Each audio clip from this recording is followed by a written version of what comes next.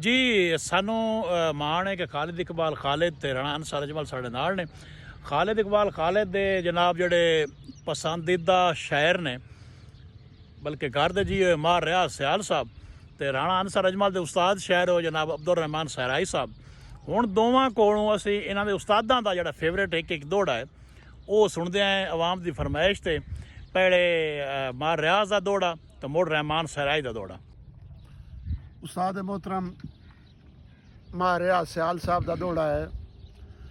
चा सटिए लाल अरूड़ी ते उनकी चमक दी मुड़ भी छाट वाह भावें सिक्का ताज महल ते होवे कदी मूल न देसी लाट वाह वाह वाह वाह कम जरफ हवा विच उड़दा आवे कदी रियाज न बनसी राठ होवे असल असील जलीरां विच उनदी संगत दी मुड़ भी ठाठ। वाह वाह वाह वाह क्या बात जी रहमान सराई साहब ਦਾ ਦੋੜਾ।